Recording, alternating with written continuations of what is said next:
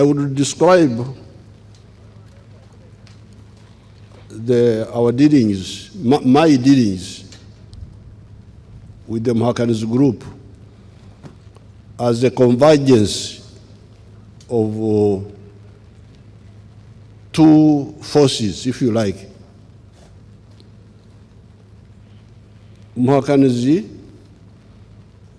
Tumsime Mtebire, Kasami,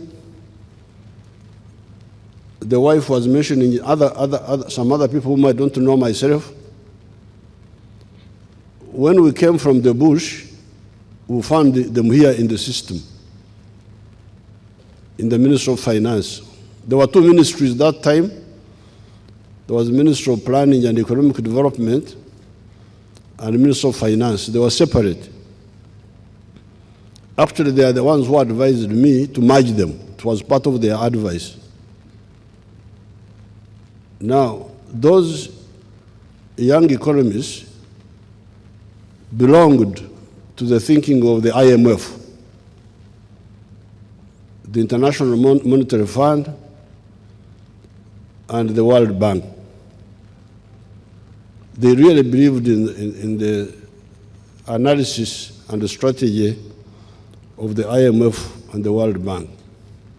We, from the bush, yes, we were aware of what they were talking about, but we had a deeper target than what they were talking about.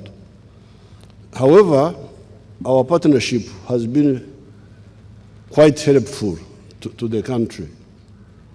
So there are three words. One is okomora. Okomora is when somebody is injured and bleeding.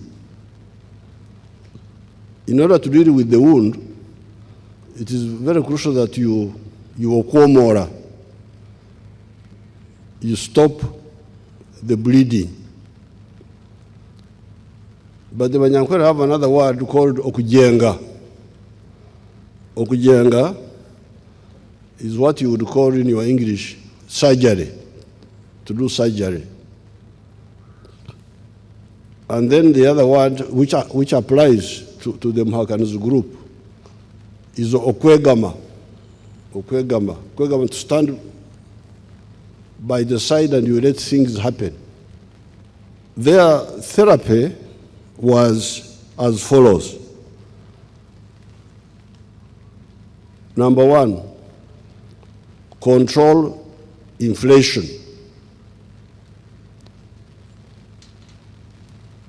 Because if you don't control inflation, the economy will not stabilize, the economic actors will not have a predictable environment.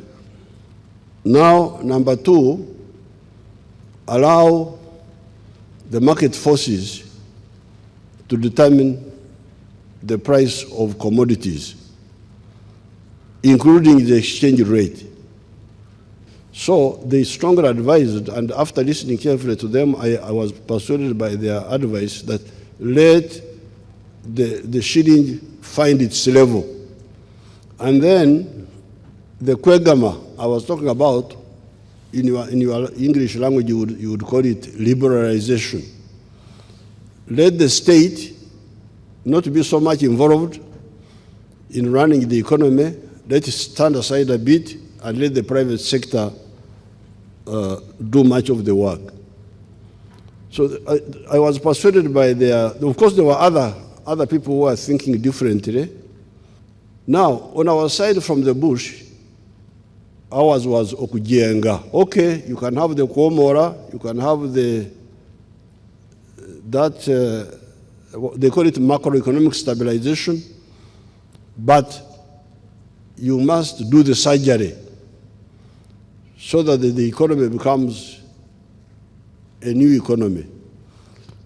And what they had proposed, and we had accepted and they had implemented, helped us to do our kujenga, our surgery, our structural changes.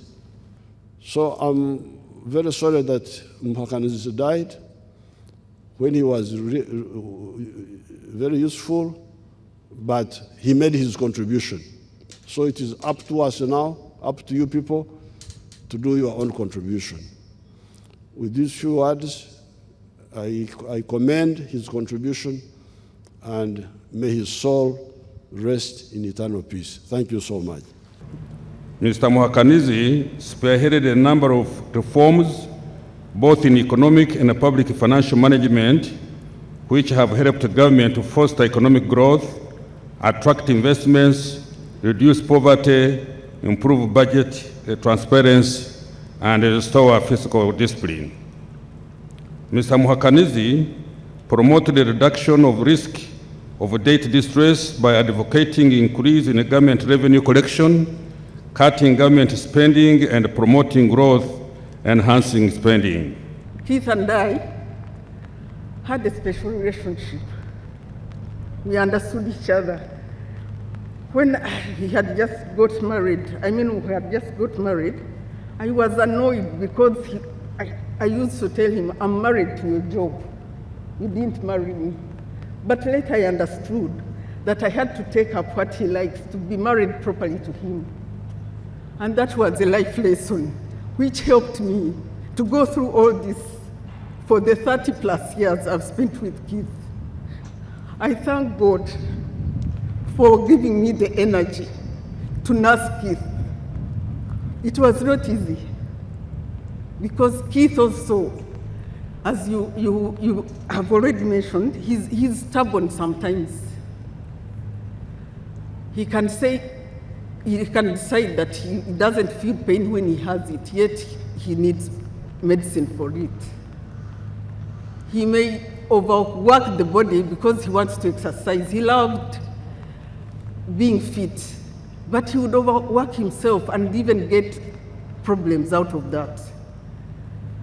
So we would always argue sometimes, but I thank God that we would agree after. Today, we're here to celebrate a great man.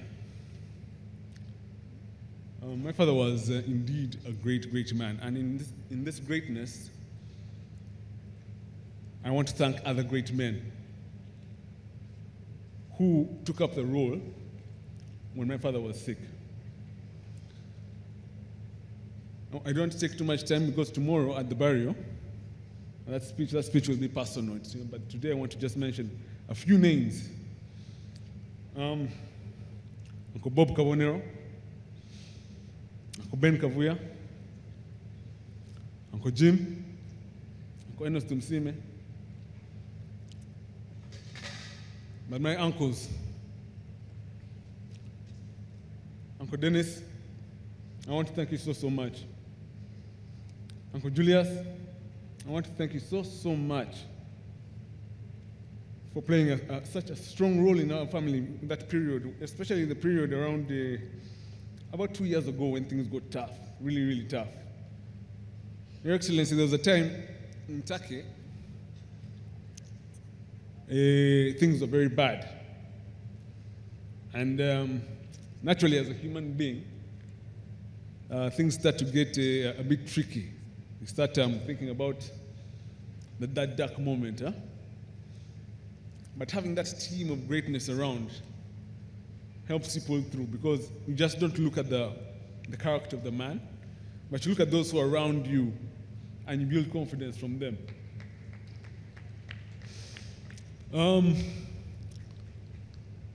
It's not just great men I want to thank. I want to thank one of the greatest, if not the greatest woman I know in my life, and that is my mother.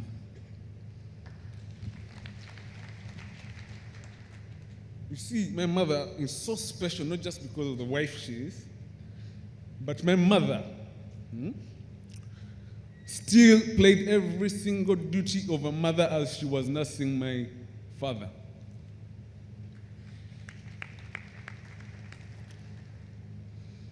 We didn't have to go to aunties. Of course, the aunties were there. Of course, the friends were there. But my mother always picked the phone, even when my dad was going through the tough times. She called, checked on us every single day. And she ended every sentence by saying, Pepe, I am here for you.